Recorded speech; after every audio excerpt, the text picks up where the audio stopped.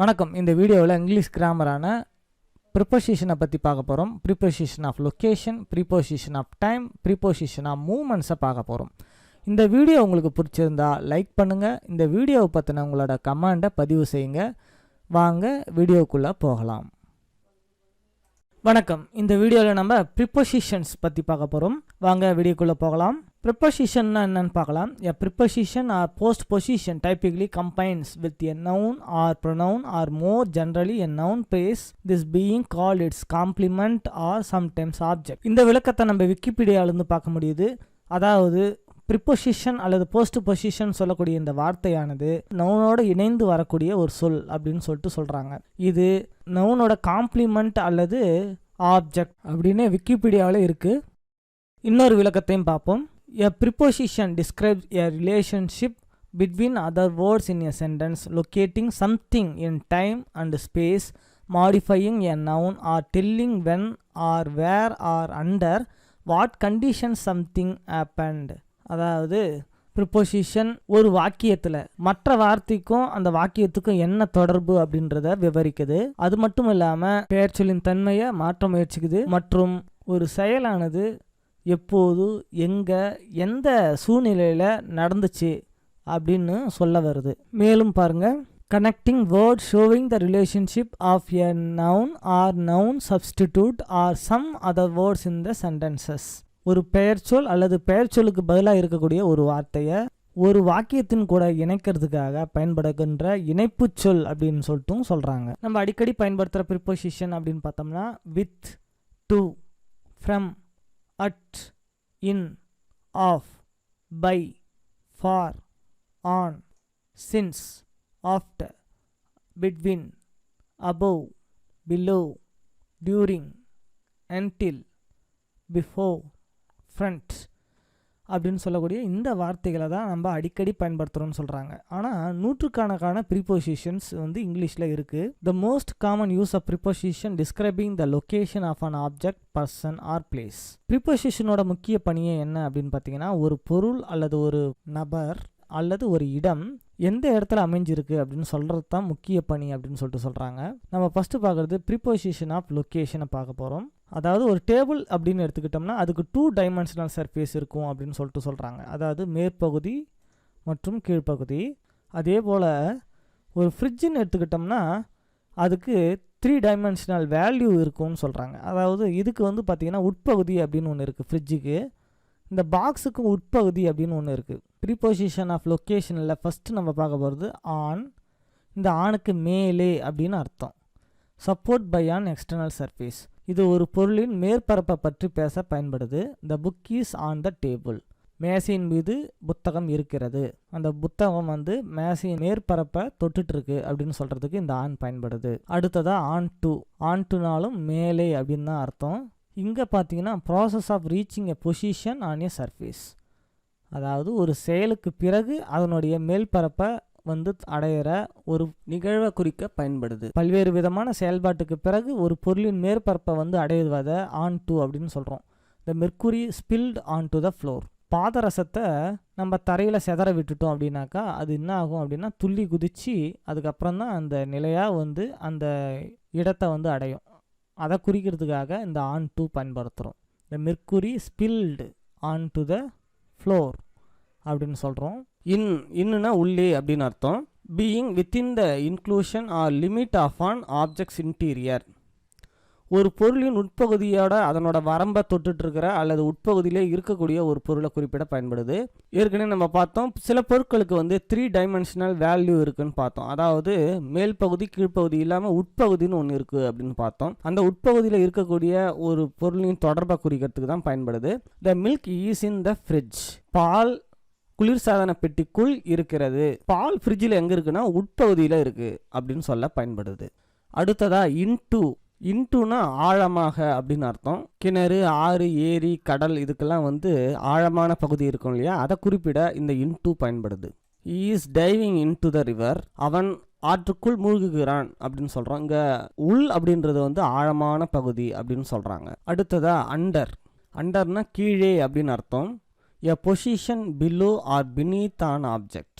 ஒரு பொருளுக்கு கீழே அல்லது அடிப்பாகத்தில் இருக்கக்கூடிய மற்றொரு பொருளை குறிப்பிட பயன்படுது. The cat is under the table. பூனை மேசையின் கீழ் இருக்கிறது, டேபிளுக்கு கீழே இருக்கு அப்படின்னு சொல்றதுக்காக இந்த அண்டர் அப்படின்ற வார்த்தை பயன்படுத்தலாம்.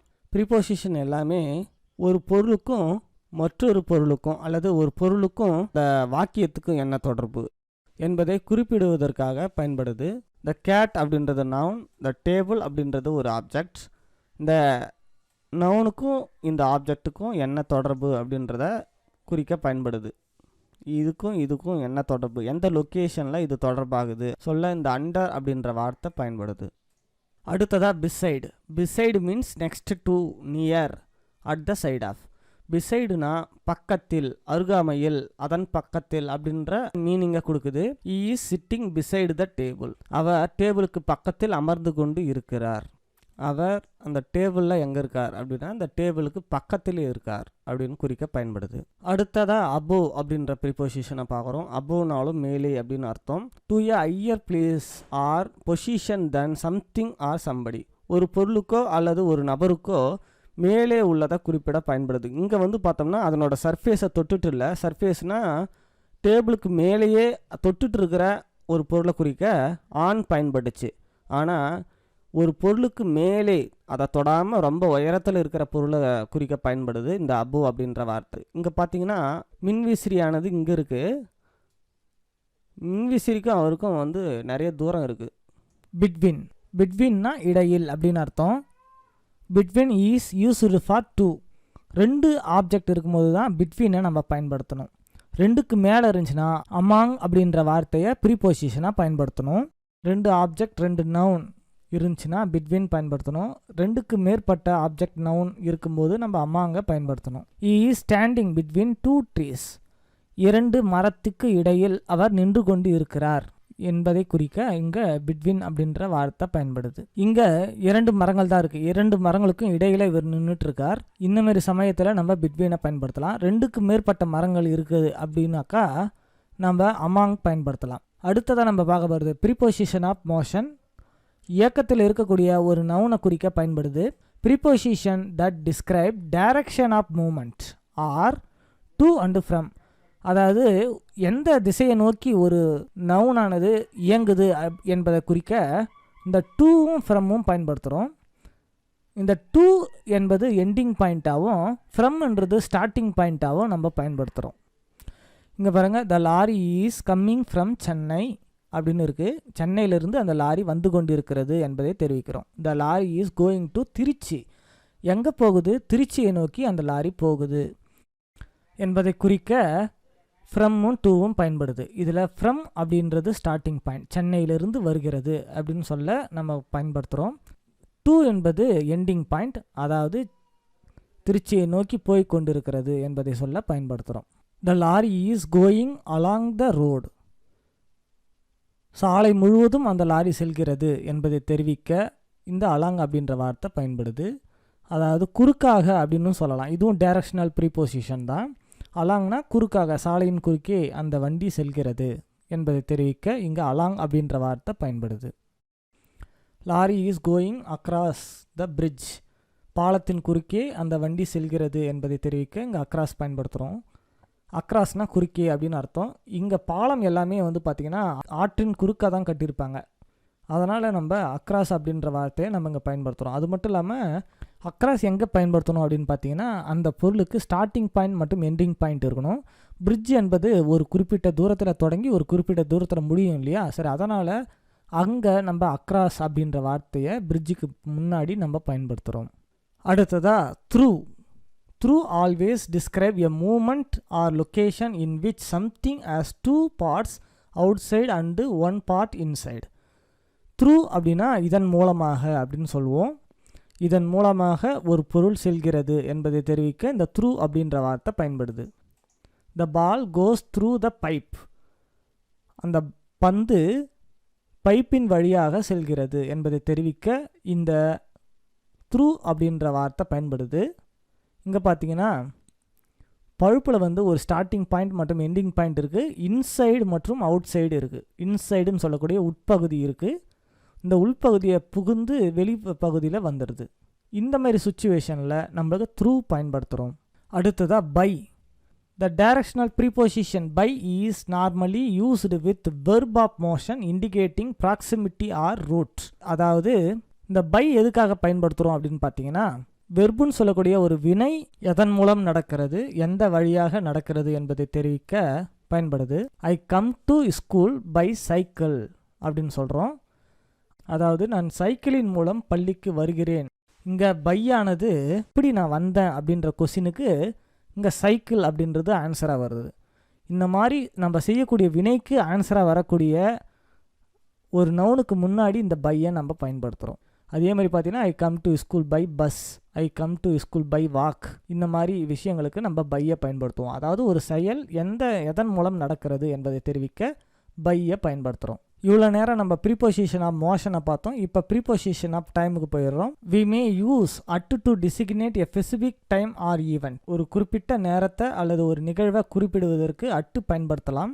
I will see you at 10 o'clock. 10 மணிக்கு சரியாக உன்னை வந்து நான் பார்ப்பேன் அப்படின்னு சொல்கிறோம். இங்கே கரெக்டாக 10 மணி குறிப்பிட்ட ஒரு டைமை குறிக்கிறதுனால இங்கே இந்த டைமுக்கு முன்னாடி அட்டு பயன்படுத்துகிறோம். குறிப்பிட்ட ஒரு time, our school starts at 9:30 அப்படின்னு சொல்லணும்னாலும் நம்ம அட்டு பயன்படுத்தணும்.